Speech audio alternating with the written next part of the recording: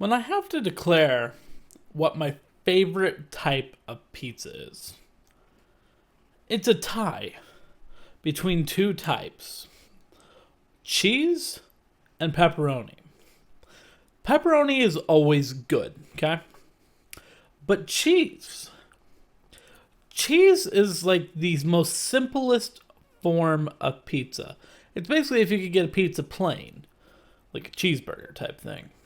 You just get it with cheese only. But I feel like that is the most pure way to determine how good a pizza place is how good is their cheese pizza. Do they stinge on the mozzarella? Do they go too heavy on the sauce? Is the mozzarella even that good? Or is it just... A cheese pizza from any place can instantly determine if it is a good place or a bad place. Personally, I think that Pizza Hut can do a good cheese pizza, but only if you do extra cheese. If you've never had a cheese pizza, it doesn't matter what size, I don't care. But if you've ever done a cheese pizza with extra cheese, then you know this is pretty dang good. Especially if you do like a double cheese with a stuffed crust, and then you have like the Parmesan on the crust. I call it the Constipation Nation. It's pretty damn good. But toss some pepperoni on it. It doesn't alter the flavor too much. I think that is, I think pepperoni is perfectly fine. But they never put enough on. Never do. It's like they think that pepperoni is gold or something. And then the cheese is the liquid gold. Someone really wants his milk. I guess we got to get on with the show. This is the Fat and Happy Show, everybody. Let's get to it.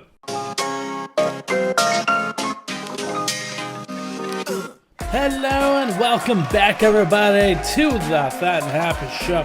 Come on in, take off your pants, let's have ourselves a bowl of cereal. That scared you, didn't it? For today, we only got like one, maybe two bowls left. We need to kill it. Make room for more cereal. Does it still smell like a Yankee Candle? Yeah, it do. It just smells waxy, and I hate it. I hate it. The taste is fine, but I hate it. Ho ho ho, oh ho ho. Oh, give me your bowl. Don't step on the keyboard. Yeah, welcome back, everybody. Hopefully you guys all had some good Tuesdays. Even though I recorded this the day before, I can already tell you that I had a terrible Tuesday. I know tomorrow's going to be terrible. And if there's not a show Wednesday, just know it's because I had a horrible Tuesday. I'm pretty sure I'll make a show, but I'm going to be exhausted doing it. We're getting our 4th of July truck at the store, our order. And with that, of course, that means that it's like probably 2,000 pieces, 2,000 cases. It's going to be hell. So I'm going to enjoy this cereal while I wait for my impending doom. Yeah, hopefully you guys had good Tuesdays. I don't think there's really anything too dramalicious in the world, so hopefully everything's going fine for you. So let's go ahead and see what's going on in the news with the bad news of the day. Now, the bad news of the day isn't going to really affect too many people, but it's going to affect the online communities because Mixer, Microsoft's solution to Twitch, has officially said that they're going to be closing down the business on July 22nd. And streamers have already been released from their contracts and are going back to Twitch. And I think that this is a similar problem that we're going to see with YouTube, okay? A lot of people may try and take down YouTube. No one's going to be able to take down YouTube. YouTube is too big of a powerhouse to be able to take down. It's the same thing with Twitch. Twitch is just too powerful. If someone's going to live stream something, you're going to go to Twitch. Twitch is already a well-established platform that did what they needed to do in the time that they needed to execute. There was a market for people live streaming video games. They came in, they provided, now they're unstoppable. Same way with YouTube. When video cameras started becoming more readily available, like on your phone, they went ahead and made a platform where you could upload whatever you wanted, whenever you wanted, and then everybody started using it. Who knows what the next big thing will be. But let's just chalk this up as another win for Amazon, because Amazon owns Twitch. And if Microsoft can't take Amazon down, that's a bad sign, people. Amazon is unstoppable. Not that I'm complaining, because I use everything Amazon all the time, pretty much. But let's go ahead and get into some good news of the day. And that good news also probably won't pertain to Android users, because we had the Worldwide Developers Conference, aka the WWDC, aka Apple's press conference, just summarizing it up. It's Apple's press conference that they do every year, discussing what's new. I think one of the major things that we're seeing is that with iOS 14, we're going to be getting picture-in-picture mode, aka you'll be able to watch videos while doing other things on your phone. Absolutely lovely. I like having this. Did Android have it already? Yeah, they did. Well, we're getting it now, and that's what matters. And guess what? Ours works better than Android's. So me and my little iPhone over here, we're better than Android. Just saying. We work a lot better, and I don't have to replace my Android phone every couple of years. I hated Android just because I had to get so many new phones. An Apple iPhone lasts for a long time. Beyond that, though, another thing that was getting headlines was the fact that we had the new Apple AirPods. Now, me personally, I just have the standard first edition Apple AirPods, and I absolutely do like these things. They're absolutely fun and awesome. But the new ones actually have a new surround sound feature. Basically, it's being compared to being in a movie theater where you have sound all around you. I find this to be cool and awesome, but I don't think it justifies another huge price tag on something that already exists. Eventually we go to a point of where how much luxury is too much luxury. And apparently we haven't reached that with Apple yet. Other than that, we just had new Apple processor, some other hidden features here and there, Scribble for iPad. It's just a bunch of different little things. But nothing too woo. Just some things that can make you go, ooh.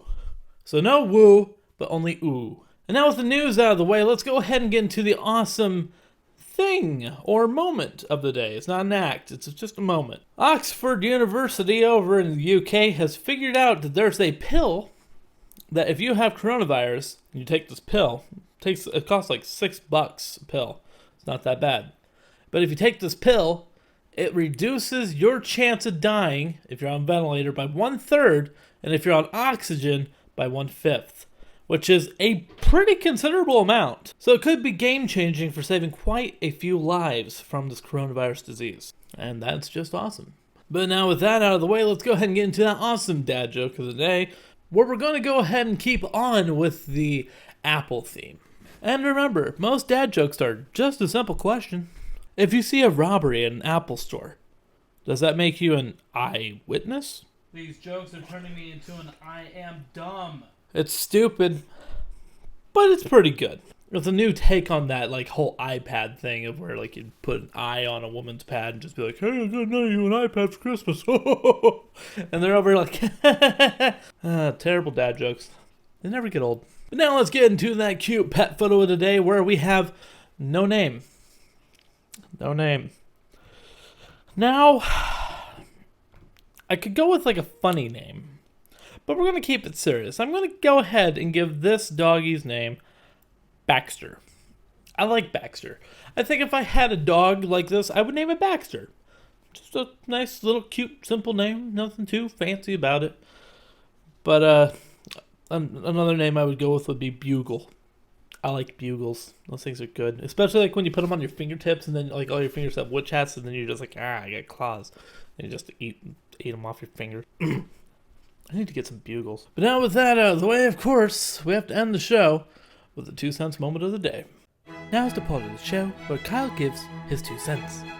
In life, you will be presented with different opportunities for different variations of time dependencies.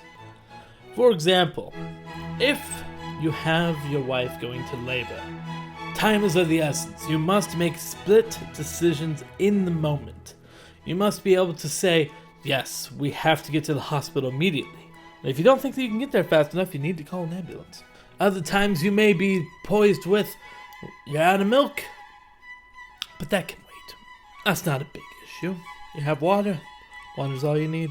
But then, you may also come across situations where you don't know what your time variable is. For example, when I bought this house, I thought time was of the essence. They had an open house, and by the end of that day, I had made an offer. And with that offer, I ended up winning my prize. And I have zero regrets about it. But, had I not made the split decision to buy that house that day, to make the offer, I could still be living at home with my parents. Oh boy, that would be fun. So in situations like that, contemplate the outcomes.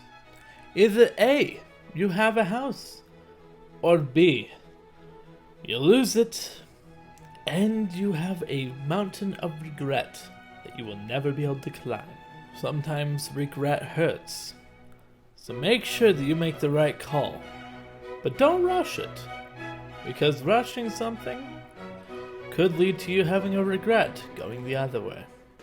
And the story behind this one is some of my friends are looking at buying a house, literally right next door, and I agree with them. Like, there's been a lot of showings at that house, that if they want to go ahead and pursue it, it's better to do it now rather than later, because someone else could jump in. And if it's a house that they truly, truly want, which I think they do, it's something that you don't want to hold off on, because then you'll be like, I should have jumped on it. I should have jumped on it that day. I shouldn't have waited that extra day. I shouldn't have been so unsure. So I believe that they're putting in like an offer tomorrow on it. But it just made me think, like, if they weren't to put an offer in tomorrow, how much longer would they have to be able to put in an offer if they wanted to?